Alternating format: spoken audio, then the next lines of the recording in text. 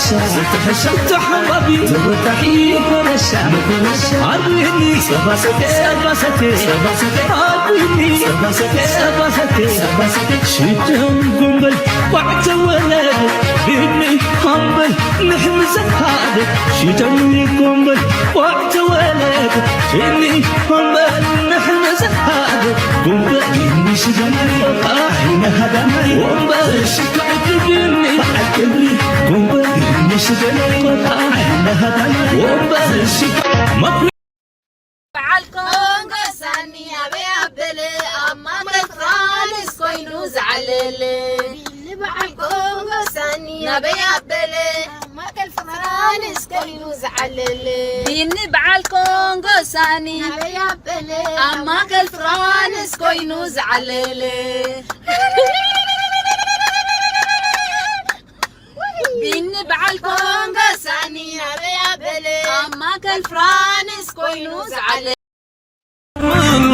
دوز بلا تحبون متكر أنا والده زي سكر حصوري قلبهم ودي إري أنا يا بل أنا دلاي سناي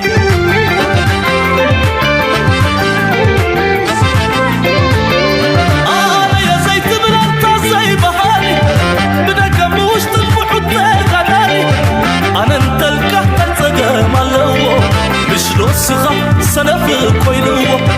أنا يبل قزم كمن بسا أنا انتلقى يبلون أبسا أنا يبل أنت حالدني أنا يبل كلنا تكعب أنا يبل كلنا تكعب أنا يبل أنت حالدني أنا يبل حدنتك يعبي أنا تلقى يبلون أبسا أنا يبل قزم كمن بسا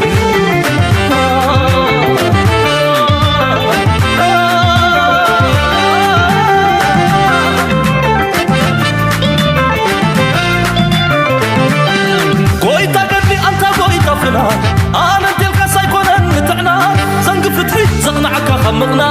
أنا يبل أنت الخصاصنا ويتا قدلي أنت قويتا فنا أنا تلك أيكون نتعنا زنق فتحي زغنعك خمقنا أنا يبل أنت الخصاصنا أنا يبل أنت إريتراوي أنا يبل سبب مرهاوي أنا تلك يبلون أبس أنا يبل قوزن كمان نسا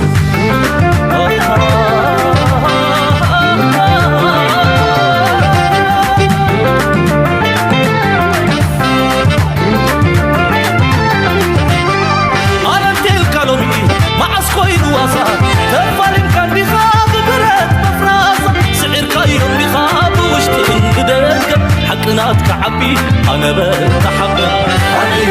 أنت حدا لبي أنا كلنا تكعبي أنا يقولون أبس أنا قاسي كمان بس أنت إريتراوي أنا سببا مرحاوي أنا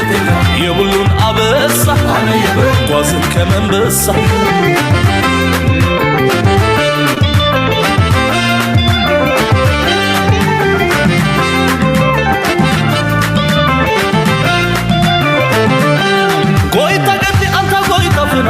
أنا تلك سايكون نتعنا زنق فتحي زغنعك خمقنا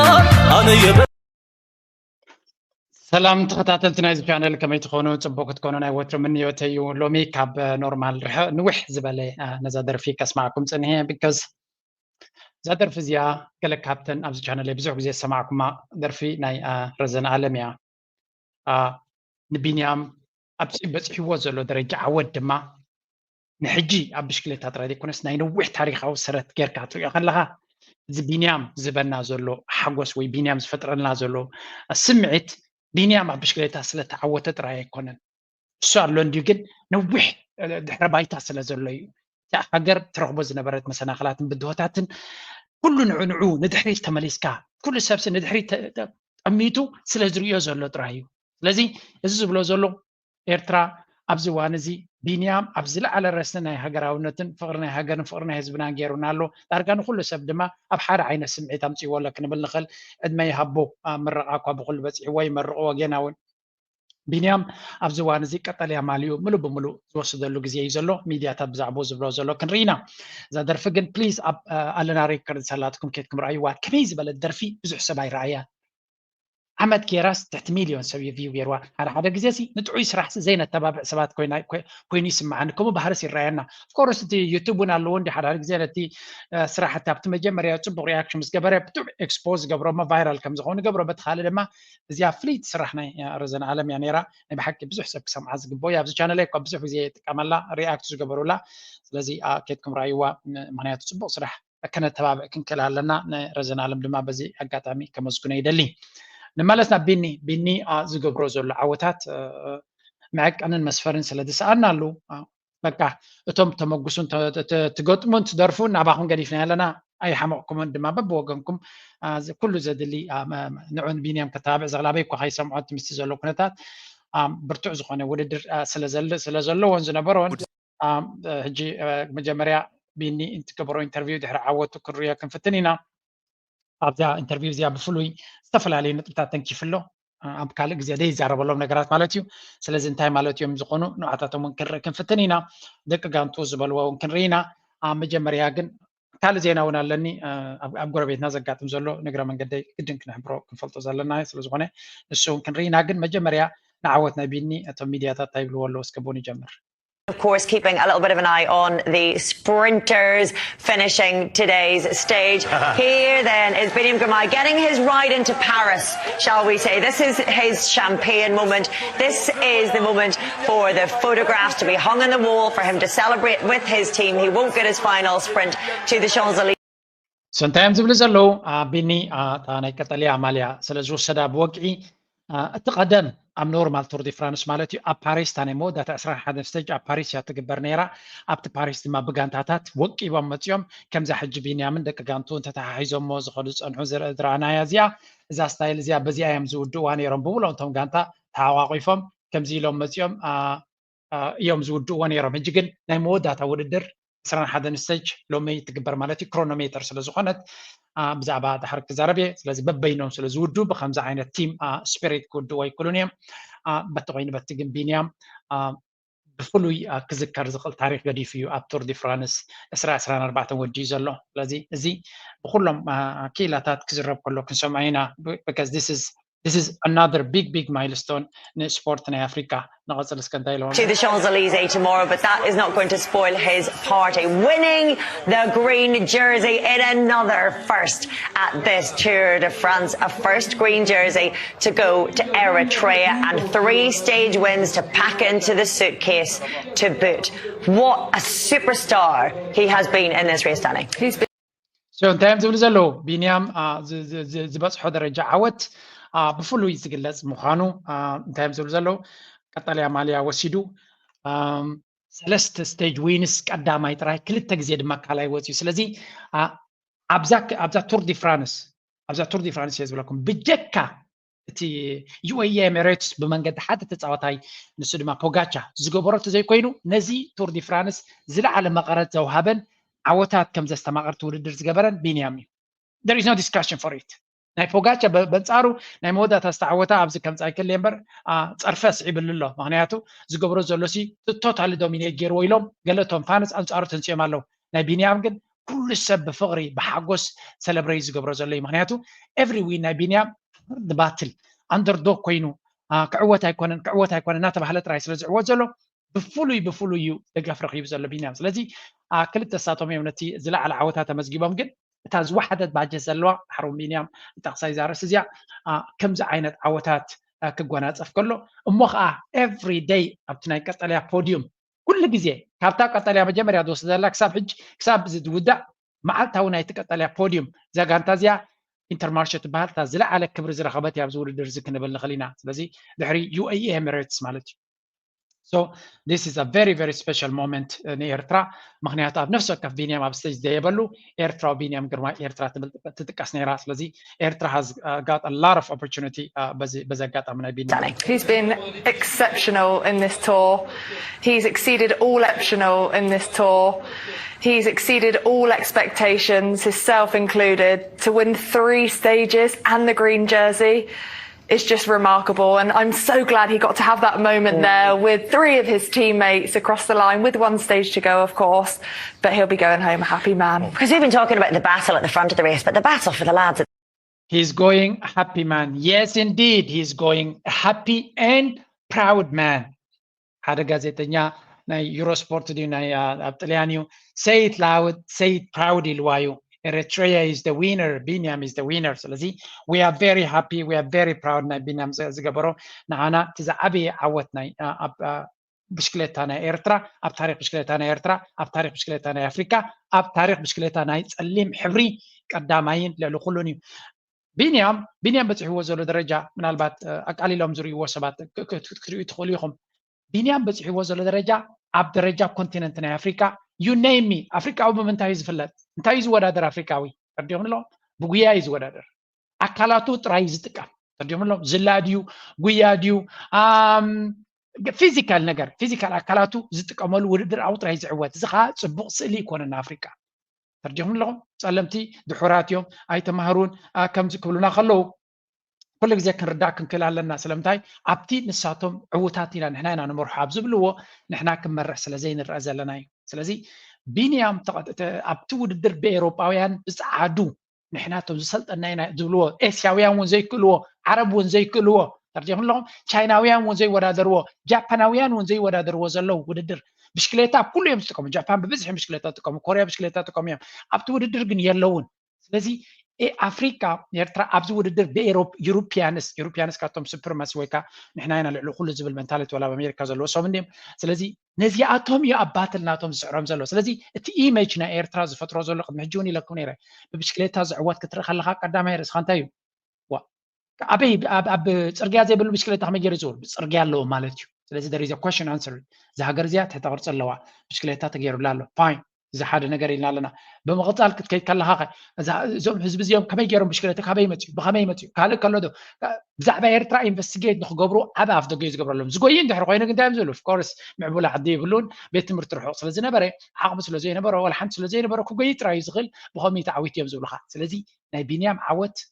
ነቲ ብዙሕ ፐርሰፕሽንስ ናይ ምዕራባዊ ዓለም ክቕየር ዝኽእል ስለ ዝኾነ ተራ ዓወት ጌርና ይኮና ንሪዮ ከም ሓደ ዓብይ ኣርኣያ ዓወት እዩ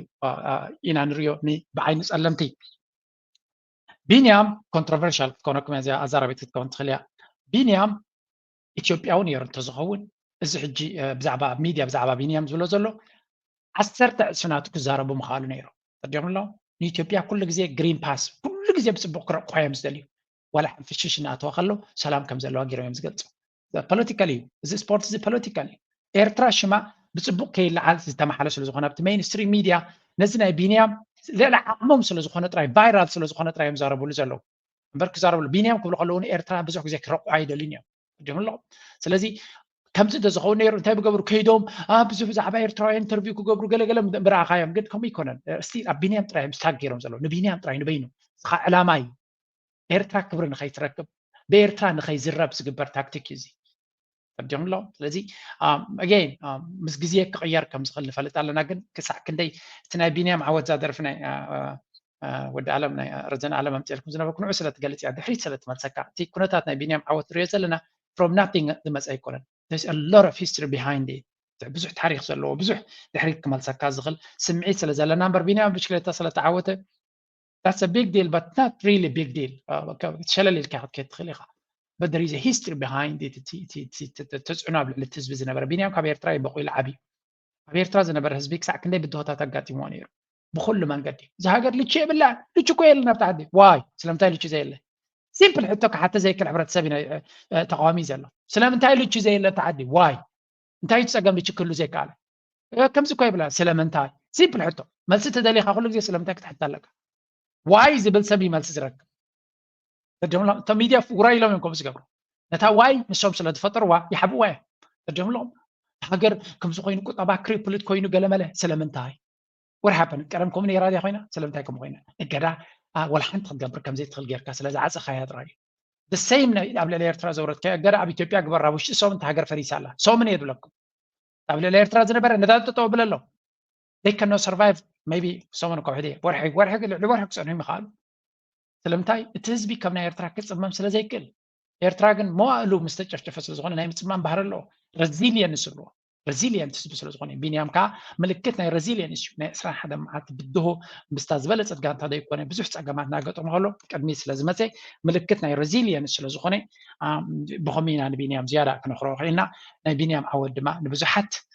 ማይ ዓሚቖም ከም ዝተርፉ ዝገበረ እውን ኩነታት ክንብሎ ንኽእል ኢና ካብ ፖለቲካ ከይወፃእና ከለና እዚኣ ደርፊ ኣይ ቲንክ ምስ ቢንያም ፅቡቅ ጌራ ትኸይድ እያ أحفرهم أحفرهم فحير وزغبرهم أحفرهم فحير وزغبرهم أحفرهم فحير وزغبرهم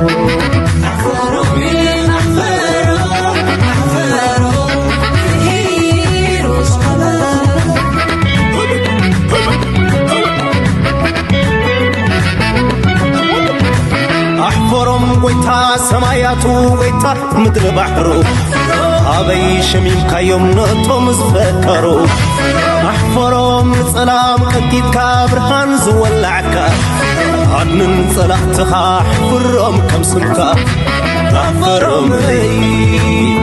أكذبي أحفرهم حابن هزبي أحفرهم بصحهم كماميرهم أحفرهم سلام صلاحتها إذا سلي كم نبي حكي تستولن سبز غنتا أحفرهم تبلسي كرو بوليتيكا توسيق وانديجن that's true نبي حكي أتي ناي بينيام عوت بمنصر تابع لإيرترا بينيام بإيرترا سلز نبرة كإيرترا وهزبي زروح بوز نبرة بون ريو سلز لنايو إنقاذ زلوا ترى عوت كوين زي رأينا زلوا كم يخاكون سكبو ስለዚህ we are very proud of this young man after كنا بزح كفيت له أب إكس ناتي بوست جرياز نبغى كتريهما عصوا تخفيتي ده حرجي وحزنا إيرتراويان أتلت دما نت سبورت بزح قبل أن نتقبلوا لي ميلات مال بوست جريب بزحت من رياكت ليركم ليركم كبوليتيكا نبينا من انترفيو نبينا كات أنا خلنا زياسك أنت Israel says its fighter jets have struck several Houthi military targets in Yemen in retaliation for a drone attack on Tel Aviv on Friday. The strikes took place. So إسرائيل نفرت كيناتنا إسرائيل أبغر بيتنا يزبل لكم زلهم أبغر بيتنا أبغر بونا يمن مالتيو أبفتك بحريك ويكود باوت كتما كوديدا تبحال كتما ما تقعد كم زجبرو جليس مالهم this is a big thing كينات نايما كلاي مبرق كال ما أزن كم زحزي زجلا زلهم إذا حد عبي تراجدينا نزارب زلنا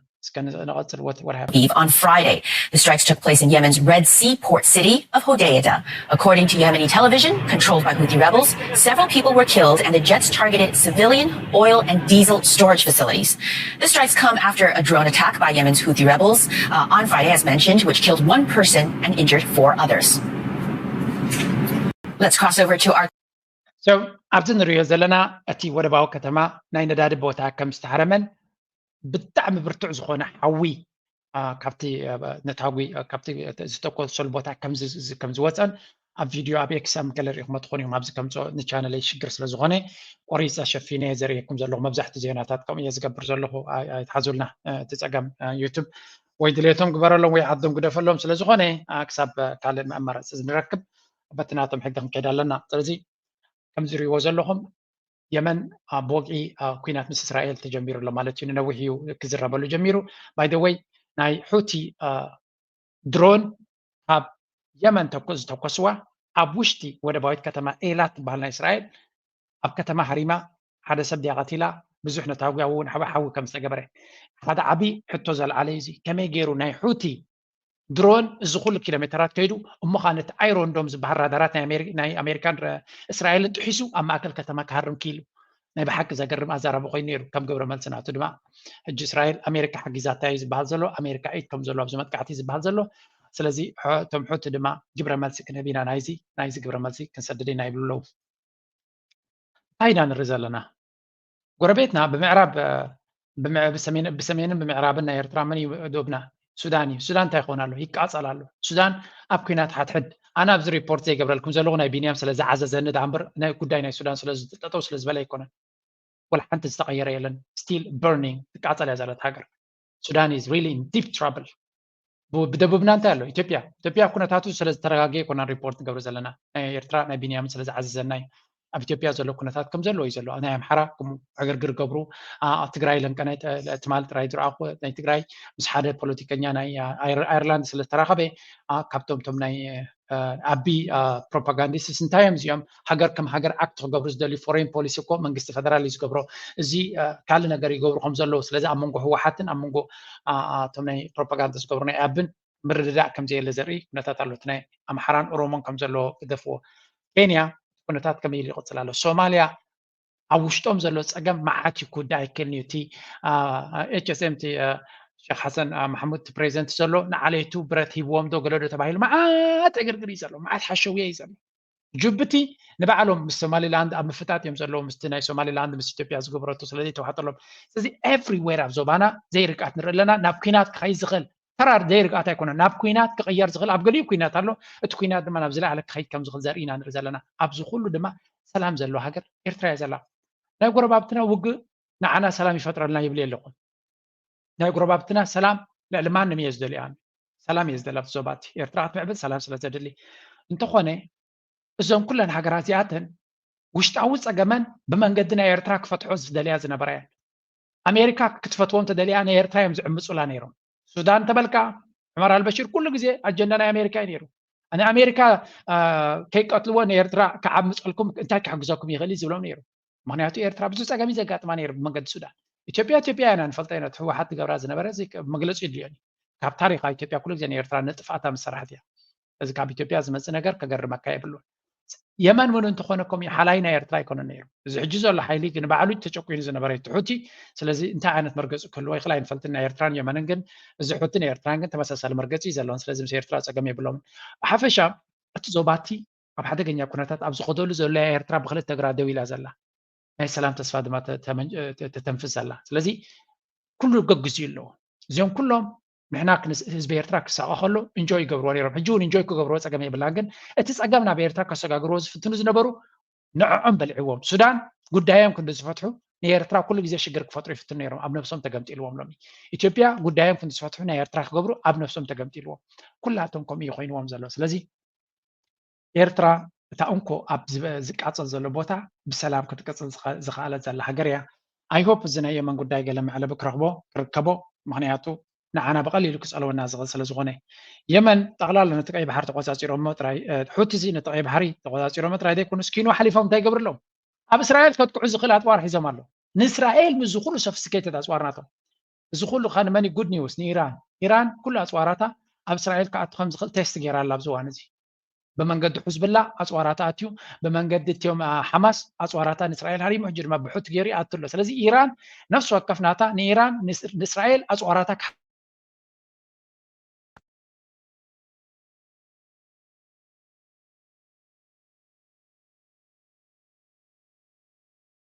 Makes me proud, of course. I think I'm proud of the whole team, but in general, of course, it's mainly Binyam who does the job, and I'm also very proud of him. Not always easy for him to prove how good he is, but I think now he showed himself, and it's really nice to see him in the green jersey here. سنتاي ዝብል ዘሎ ቢንያም ወዲ ጋንቱ ቢንያም እዩ ናይ ብሓቂ ብቢንያም ከም ዝቆርዑን ቢንያም ናይ ብሓቂ መን ምዃኑን ብቅዓቱን ንኸርኢ ኩሉ ግዜ ዝዕር ከም ዝነበረ ሕጂ ግን ፕሩፍ ከም ዝገበረ ቀጠልያ ማልያ ሒዙ ብምውድኡ ብሓቂ ከም ዝቆርዑን እታ ቲም ድማ ፅቡቅ ስራሕ ከም ዝሰርሐትን እዩ ዝዛረብ ዘሎ ሓደ ካብቶም ፅቡቅ ስራሕ ዝሰርሑ ኣብታ ጋንታ እዩ ቤስት ቲም ሜት ተባሂሉ ድማ ኣብ ካልኣይ ሶም ዝተሸለመ እዩ We talk a lot and he is a bit more quiet, so he's listening more and just waiting and keeping the overview, let's say. ኣብ ኖርማል ግዜ ድማ ንሕና ብዙሕ ኢና ንዛረብ ቢኒ ግን ኩሉ ግዜ ኣብ ምስማዕ እዩ ዘጥፎ ግዜኡ ክሰምዕ እዩ ዝመርፅ ክብል ከሎ እንታይ ዝብል ዘሎ ብካልእ ብግምጣሉ ዝሰምዕ ሰብ ኩሉ ግዜ ለባም ሰብ እዩ ዝዛረብ ኣይኮነን ለባም ዝሰምዕ እዩ ለባም ምክንያቱ ልቦና ካበይ ትመፅእ ትሰምዕ እንተ ኮይንካ ኢኻ ትፈልጥ እኮ ኩሉ ትፈልጦ እኮ ስለ ሰማዕካ ኢኻ ሰምፖኝ ስለ ዘንበብካ ስለ ሰማዕካ ስለዚ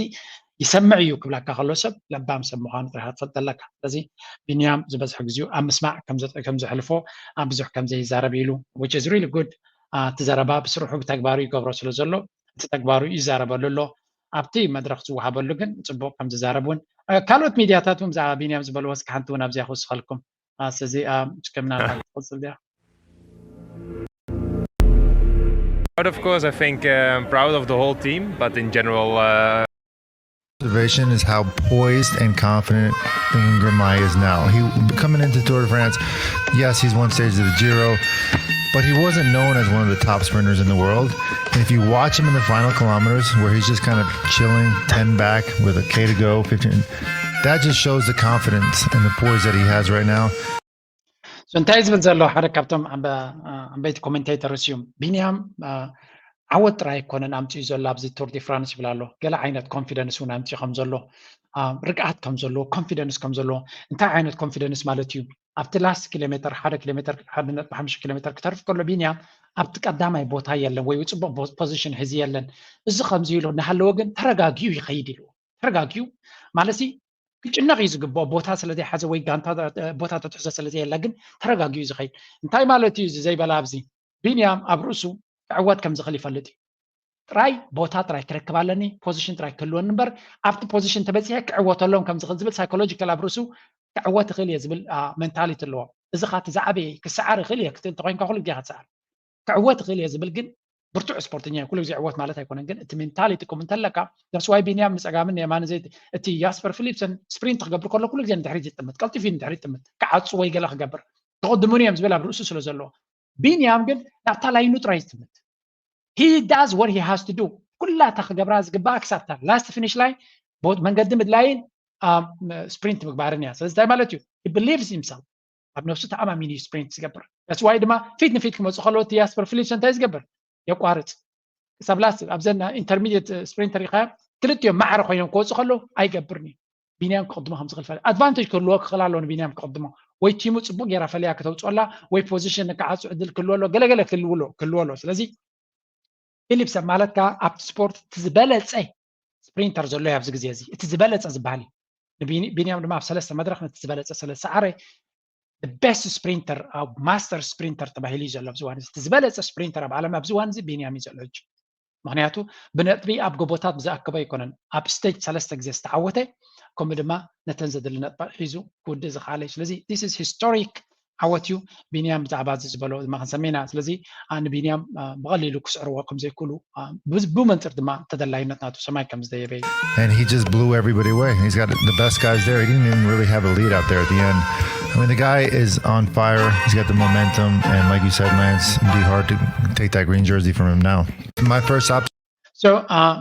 ኣብቲ መንገዲ ዝበልዋያ ነይራ ካብ ቢንያም ነታ ቀጠልያ ማልያ ክወዛ ዝኽእል ሰብ ከም ዘየለዮም ተዛሪቦም ነይሮም እታ ዝበልዋ ድማ ሓቂ ኮይና ማለት እዩ ድሕሪ ሳልሳይ ስቴጅ ተዛረብዎ እዩ ነይሩ ስለዚ ነዊሕ እዋን ቢንያም ነቲ ማልያ ክዕቅቦ ዝኽኣለ ኦልሬዲ ሙሉእ ኮንፊደንት ኮይኑ ንቢንያም ቀጠልያ ማልያ ዝሕድጎ ሰብ ክህሉ ይኮነ ኢሉ ነይሩ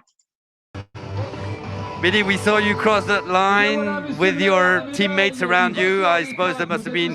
quite some emotion there. You've almost finished your tour. Yeah, to be honest,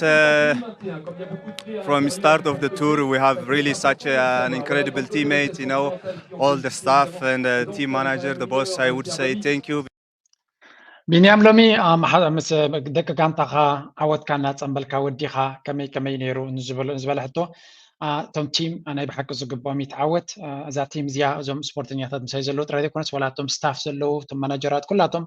ፅቡቅ ዝኾነ ኢንቫይሮንመንት ወይ ከዓ ፅቡቅ ዝኾነ ሃዋህው ከም ዝፈጠሩሉን ፍቅሪ ዘለዎን ምርድዳእ ዝነበሮ ቲም ከም ዝነበረን እዩ ዝዛረብ ዘሎ which is very important ንቢንያም ማለት እዩ because from the start we have really good atmosphere good team spirit especially the riders they are super nice guys and we don't have time to celebrate tomorrow so we just said okay guys we have enough time so let's celebrate now because for sure we deserve it you know we did such so እንታይ እዩ ዝብል ዘሎ ምስቶም ቲም ናተይ እቲ ኣጋጣሚ ተጠቂምና ንፅባሕ ብክሮኖሜተር ስለ ዝውዳእ ብሓደ ሰለብሬት ክገብርዎ ከምኡ ኮይኖም ተተሓሒዞም ክገብርዎ ዕድል ክህልዎም ስለዘይክእል ነዛ ዕድል ንጠቀመላ ተባሂሉ ምስቶም ጥቁ ዝነበሩ ሰለስተ ደቂ ጋንቱ ብሓደ ኢድ ንኢድ ተተሓሒዞም ሰለብሬት እናገበርዎ ድዮማ ኣይካኒክ ወይ ከዓ ፍሉይቲ ስእሊ ኮይና ኣላ ኦልሬዲ ስለዚ ነቶም ቲም ድማ ኣብቲ ናተዓወት እውን ኣበርክቶ ስለ ዝነበሮም ኣብዚኣ ግን ሓንቲ ኣገዳሲ ዘረባ ክዛረብ እዩ An incredible job to protect this jersey. We give everything we have. If you see also, we are really the smallest budget in the World Tour team. So to have 3 incredible victory and then green jersey, it's such amazing, you know. ያ ቢንያም ዝበላ እንኳዕ ከማን በላ ምክንያቱ ብዙሕ ዋጋ ከፊልና ሉ ብዙሕ ዘለና ኩሉና ወፊና ኣብዚ ወሲድና ከም ሓንቲ ንእሽተይ ባጀት ዘለዋ ዝወሓደ ባጀት ዘለዋ ኣብቲ ወርልድ ቱር ቲምስ ኢንተርማርሼ ወንቲ ማለት እዩ 3 ስቴጅ ዊን ሒዝና 2 ግዜ ድማ ካልኣይ ግዜ ወፂና 5 ግዜ ብስቴጅስ ፖዲየም ደይባ ከምኡ ድማ ካብ ሳልሳይ መድረክ ድዩ ገለ ካብ ሳልሳይ መድረክ ክሳብ መወዳእታ ኣብ ናይ ቀጠልያ ፖዲየም ክንዲብ ዝኻለት ከምዛ ጋንታ እዚኣ ዝተዓወተ የለን በቲ ባጀት ናታ ክትመፅእ ከላን ዋላ ምስተን ዓበይቲ ባጀት ዘለዋ ብጀካትያ ኤሚሬትስ ብመንገዲ ፖጋቻ ገይራ ዝገበረቶ ተዘይኮይኑ ኣነ ብሓቂ ትፍልልይ ኣብዚ ውድድር እዚ 2 ነገራት እዮም ስታርስ ኮይኖም ወፂኦም ኢለ ፅሒፈ ነይራ ቤክስ ናተይ ነቲ ኢንተርናሽናል ኦዲየንስ ያ ቤክስ ዝፅሕፍ እንተፈለው ጌርኩም ንፅቡቅ እዩ ሸር ተጌርኩም እውን ምክንያቱ ዩቱብ ንዓና እዩ ቀዳምነት ድማ ናትና እዩ ግን ዓለም እውን ክትፈልጠና ስለ ዘላ ነቲ ዓለም እውን በቲ ዝስምዖም ቋንቋ ብፍላይ ድማ ፖለቲካዊ ፅልዋ ዘለዎም ቁጠባዊ ፅልዋ ዘለዎም ኣብ ኤክስ ስለ ዝርከቡ ኣብ ትዊተር ኣብኡ ዝያዳ ብፅሑፍን ብሓፀርቲ ቪድዮታትን ኢኻ ተብል ኣብኡ ድማ ብዓቕሚ ይገብር እየ እንታይ ኢለ ነይረ ኣብዚ ስፖርት እዚ 2 ስታርስ እዮም ተራእዮም ቢንያም ቁፅሪ 1 ካልኣይ ድማ ፖጋቻ ማለት እዩ ትብጫ ማለት ወሰደ ሓደ ዓይነት ስታርስ ግን ኣይኮነን ፖጋቻ መዓት ኣሉታዊ ፀርፊ እውን ኣምፂኢሉ ኣሎ ምክንያቱ ብጣዕሚ ዶሚኒያንት ኮይኑ ገለመለ ከመይ ክኸውን ዝኽእል ገለ ዝብል መዓት ዘረባታት ኣንፃሩ ኣሎ ቢንያም ግን ሙሉእ ብሙሉእ ሰብ ብኩሉ መንገዲ ዝፈትዎ ዘሎ እዩ ስለምንታይ ቢንያም ዝተዓወተለ መድረክ ስነኺሱ ኣንደርዶግ ክዕወት ኣይክእልኒ እናተባሃለ ስለ ዝዕወት ዘሎ ብኸመይ ዓብ ክብሪ ዝወሃቦ ዘሎ ስለዚ ከምኡ ድማ ቢንያም ካብ ሓንቲ ንእሽተይ ክለብ ብዙሕ ፃዕሪ ዘይግበረላ ዘሎ ብኸመዮም ንቢንያም ዝያዳ ኣድናቆትን ክብርን ዝብዎ ዘሎ ልዕሊ ኩሉ ድማ ውፁእ ጸሊም እዩ ውፁእ ጸሊም ኣብዚ ስፖርት እዚ ተዓዊት ይፈልጥኒ ጥራይ ዘይኮነስ ንክሳተፍ ከማን ፍሉይ ዕድል እዩ ነይሩ ስለዚ ቢንያም ሂስትሪ ድሕሪ ሂስትሪ ናይ ኤርትራ ድማ ብዝለዓለ ከም ትኩላዕ ዝገበረ ፍሉይ ስፖርታዊ ተፃዋታይ ስለ ዝኾነ ኣም ቨሪ ሹር ነፍሲ ወከፍ ክለብ ንቢንያም ክደልዮ ብብቅዓቱ ጥራይ ዘይኮነስ ነታ ክለብ እንታይ ዓይነት ኢሜጅ ክባ ከም ዝኽእል ይፈልጡ እዮም ቢንያም ተደይረኺቦም ድማ እንታይ ክገብሩ እዮም ዲስ ኢዝ ማይ ጌስ ናተይ ግምት እዩ መብዛሕተን ክለባት ናይ ኮርሶ ኤርትራውያን ተፃወቲ ክእትዉ ክጅምሩ እዮም ስለምንታይ እቲ ኢሜጅ ቡስት ናይ ቢንያም ዝገብርዎ ዘሎ ቢንያም ዋላ ድሕሪት ወፂኡ ከሎቶም ካሜራ ንዑ እዮም ዝደልዩ እዚ ኣብ ካሜራ ክትመፅእ ክትክእል ኣለካ ቶም ስፖንሰርስ ክረኣዩ ኮይኖም ኣብ ካሜራ ክረኣዩሎም ኣነ ኣም ሹር ዩኤኢ ብዙሕ ክዳኽምሉ ከም ዝኽእሉን ወይ ብዙሕ ክፅዕሩ ከም ዝኽእሉን ነዚ ኢሜጅ እዚ ድማ ክጥቀምሉ ምክንያቱ ዩኤኢ ንባዕላ ሓደ ናይ ዩኤኢ ናይ ዱባይ ጋዜጠኛ ኣነ እኳ ይረኸብኮን ኣለኹ እቲ ናቱ ግን ሓንቲ ቪድዮ ንእሽተይ ረኺበ ነይረ ብጣዕሚ ሕጉሳት ከም ዝነበሩ ቢንያም ዝገበሩ ስለዚ ነቲ ኢሜጅ ናቶም ኣብ ኣፍሪካ ምስ ፀለምቲ ዘለዎም ናይ ቱሪዝምን ናይ ገለን ቢንያም ብጣዕሚ ከገድሶም ከም ዝኽእል ይርዳእኒ እዩ ብዙሕ ክደፍእሉ ከም ዝኽእሉ ካብ ቀደም እውን ይደልይዎ ነይሮም እዮም ስለዚ ምልዑ እንተዘይረኺቦም ኤርትራውያን ስፖርተኛታት ናብ ዩኤኢ ክመፁ ዕድል ክረኽቡ ከም ዝኽእሉ ግምት ኣለኒ ካልኦት ክለባት ዓበይቲ እውን ኤርትራውያን ስፖርተኛታት እንተሳብ ታሕቲ እንተሳብ ላዕሊ ከምፁ ከም ዝኽእሉ ስለዚ ብምሎም ቶም ኤርትራውያን ስፖርተኛታት እውን ብመንገዲ ቢንያም ብዓይኒ ቢንያም ተራእዮም ፅቡቅ ዕድል ከጋጥሞም ከም ዝኽእል ግምት ኣለኒ ናይ ብሓቂ ድማ ተስፋ ይስማዓኒ ንዑ ክሰምዕ ከለኹ especially for these 2 guys Lawrence Rex and Hugo Parish this is first grand tour for them but yeah they are just super incredible rider and then I'm just happy to have them because these last few days you didn't want to talk about the green jersey. You've won it. You've won the green jersey of the tour. Yeah, I mean, if you see on the paper, yeah, it's the last. ኣብዚ ሓለፈ መዓልታት ገለ ካብቶም ደቂ ጋንቱ ንመጀመሪኦም ዝሳተፉ እዮም ነይሮም ቢንያም ካይ ከም ገዲም ኮይኑ ይዛረብ ዘሎ መበል ካልኣይ ዝሳተፍ ዘሎ እሱ ካብቲ ቱር ዲ ፍራንስ ስለዚ ካብ ቢንያም ዝወሓደ ተመክሮ ዘለዎም እውን እዮም ነይሮም ኣብታ ጋንታ ኣብ ቱር ዲ ፍራንስ ዝሳተፉ ግን ኣብ ካልኦት ክለባቶም ዝበለፁ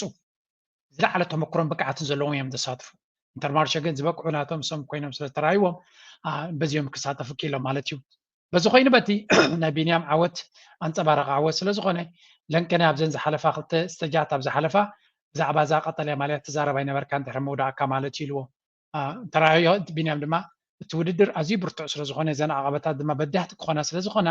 ብዛዕባ እታ ቀጠልያ ብዙሕ ክዛረብ ኣይደልን እየ ነይረ እዩ ኢልዎ Today it was such an incredible hard day so you cannot gain any point luckily also Sunday it's not in Paris so you cannot also gain so that means the only thing you need to do is to survive until the finish line so yeah that's why I don't want to talk because I just want to enjoy my day and to survive Thank you very much. Merci beaucoup بيني really ستحشا تحبابي تبتحي برشا عريني سباستي عريني سباستي شيتهم قنبل وعد ولد بيني قنبل نحمز هذا شيتهم قنبل وعد ولد بيني قنبل نحمز هذا قنبل بيني شجري احنا هذا قنبل شكعت بيني بعدني قنبل بيني شجري احنا هذا قنبل شكعت مقعيه ستحشا አገና ቢኒ አገና ሽምና በአኸይ ጽዋዕ ምስልና ሳላኸይ ኹላዕ ብርሃና በአኸይ ውላዕ ተስፋና መመሊሱ ብርትዕ ሓቦና እናሻዕ ይተብዕ ልብና ምሳኻይ ልክዕ ምሳኻዩ ማሕታና ብስምካ ይደምቕ ዶጋሒ መስታ ዘብረቕርቕ ተምሳልካ ንወለዶ ንፅባርቕ ስምና ኣብ መዝገብ ይውርቕ ኣርኣያ እንዲኻ ኣርኣያኻ ንሕጅን ጽባሕን ከምቶም ናይ ቀደም ጸናሕን ኣብቲ ንደልዮ ከይድን ዝብፅሕን ግን ሓይሊ ዳንጋኻ ምስ ኣፍለጠ ሓሳብ ኣእምሮኦም ምስ ለወጠ ትርኢትካ ጐሊሑ ስምካ መሪሑ ትብዓትካ ኻ ተፈሪሁ እሞ ኣገናዕ ቢኒ ገናዕ ሚልዮን አብርሃም ቶሮንቶ ካብ ቶሮንቶ ዝተሰደደት ግጥሚያ የغንየልና ናይ ብሓቂ ንቢንያም እትበቅዕ ግጥሚ ስለ ዝኾነት እየ ድማ ኣቕሪበልኩም ቴንክ ዩ ቨሪ ማች ቢንያም ግርማይ ቀዳማይ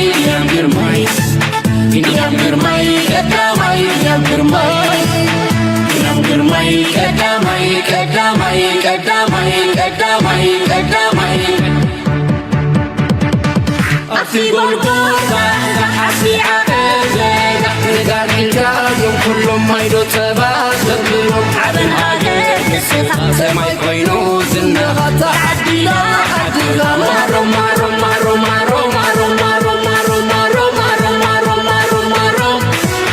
فيفا بينام قرماي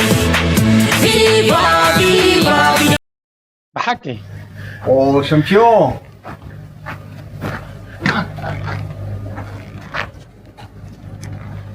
Oh! Tomorrow, City, top 3. Oh la la. So, ዚኣቢኒ ብሽክሌቱ ንክሮኖሜተር ዝግበር ስቴጅ 21 እትግበር እያ ስለዚ ሓዳሽ ብሽክሌታ ናይ ክሮኖሜተር ቀሪቦም ዘለዉ ብሰላም ጀሚሩ ብሰላም ክውድ ድማ ትምኒትናን ባህግናን እዩ ስለዚ ምዛ ብሽክሌቱ ምዛ ርሕስቲ ትግበሮ ምናልባት ቶፕ 3 ክናቲና ይብሎም ኣሎ ኣይገብሮን ኣይንብልን ኢና ክገብሮ ይኽእል እዩ ኣይሆፕ ክዕወተላ ቢኒ ናይ ብሓቂ ተስፋ ንገብር ነዛ ሕጂ ዘላ እውን ዘይ ኣይገብሮን ክትብል ኣይትኽእልን ካብዚ ሓንቲ መስሓቕ ናይ ቢኒ ረኺበ ነይረስ ከስምዖ One of Eritrean professional. We are racing together in one race in French, and then we didn't see each other like 2-3 months, right. And then we met each other on the race, on the start racing, and then we had some fun, some joking, and then before the race start on the neutral, we just really close each other just to talk, and then suddenly our shifter touch each other, and then we really crashed really hard just before the start, just to have just to have some fun, you know, just and then we really close each other, and then some moment the shifter going and then and then we crash, but we wake up, we really laugh each other because it's not gonna happen. እዚኣ ዕላል እዚኣ ምስ መን ኣጋጢማቶ ንቢንያም እንታይ ኣጋጢማቶ ኣብ ሓደ ውድድር ሲ ምስ ሓደ ኤርትራዊ ፕሮፌሽናል ተፃዋታይ ሲ 3 ወርሒ ከይተረኣና ፀኒሕና ኣብ ሓደ ሬስ ተራኺብና ኣብ ሓደ ግጥም ተራኺብና ሲ ሰላም ተባሂልና ሲ እቲ ቅድሚ ውድድር ምጅማሩ ሲ ጥቃጥቃ ኮይና ብሽክሌታ እናዓለልና ንኸይድ ነርና ሲ ኣጋጣሚ ብሽክሌታና ተጋጭየን ክልተና ኣብዛ ባይታና ኢሉ ክልተና ኣንገርጊርና ሓመና ነጊፍና ተንሲና ድማ ብስሓቅ ሜትና ተሓዋቂፍና ቀፂልና ይብሉ እንታይ ማለት እዩ ቢንያም ወላ እኳ ብክለብ ከቢቦሞ እንተለዉ የፍቅርዎ ገለ እንትኾኑ ሂሪሊ ኒድ ሰምዋን ወላ ኣኽሊሉ ገለ መለ እንተለዉ ኣብ ትጥቅዑ ሕጂ ፅቡቅ እዩ ምክንያቱም ኣብ ኤሮፓ ስለነብር ኣብ ምዕቡር ዓለም ኣብ ኤሮፓን ኣሜሪካን ስለነብር ንፈልጦ ኢና معات أوروبيين تكاخوي أمريكان تكاخوينهم كلون حدا حبشات تكاخ متصخلون حبشات تعللوسي فلوي مغراتي زلو كالا عينتي بس كالوسي كتعللو يتخلني خاصو لذي تي ولا ونت مقبنا أبز بلش هوتيلات بصراحة دي خاخي كاب قال ملي ولا أنا نفسي بلاك ما بتبغى هوتيلات كلها انت قاعد مكاسكي نتني حبشات نافقه سلامتاني نافقسكي بهلو سلازغونه طعم سلازغونه مقبناتنا بزح سبع له نتني حبشا كبرتات كقناص بزفتن مقبنا عزيز طعمي فلاي صبغته تسريحو حملنات ناديو عدسنات ناديو شرونات ناديو سغانات ناديو everything درهونات ناديو كل طعمينا انا محبرسبنا اما غاغباناتنا اب عالم فلويو طعمي دما زخونه سب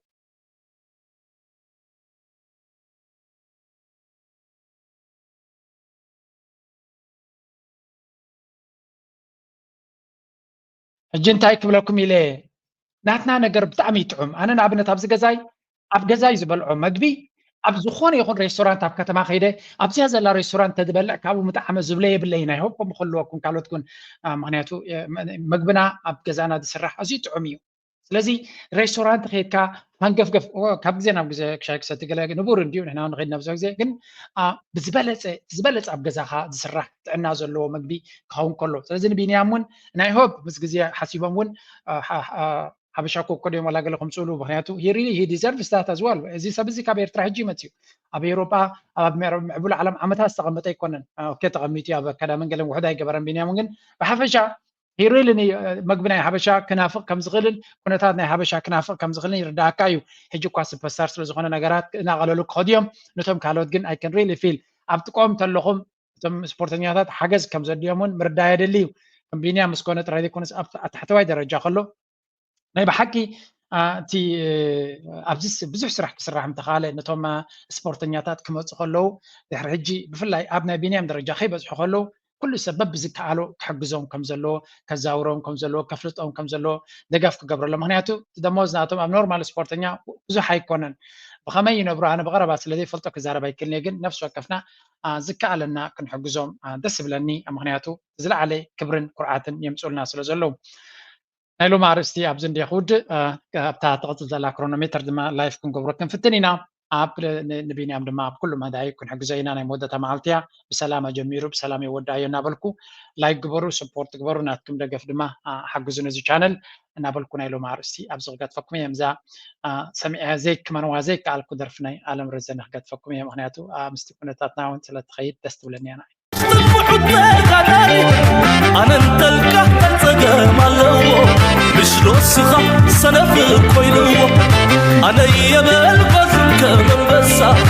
أنا انتلقى يبلون أبسا أنا يبل أنت حاددكي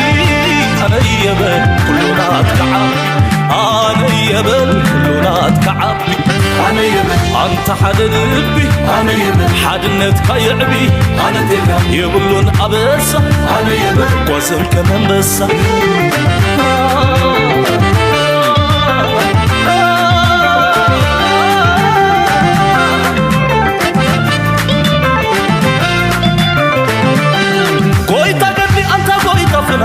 أنا تلك سايكون نتعنا زنق فتحي زغنعك خمغنا أنا يبل أنت نخصصنا ويتقدلي أنت قويتفنا أنا تلك أيكون نتعنا زنق فتحي زغنعك خمغنا أنا يبل أنت نخصصنا أنا يبل أنت إريتراوي أنا يبل سبب مرهاوي أنا تلك يبلون أبس أنا يبل قوزن كمان نسا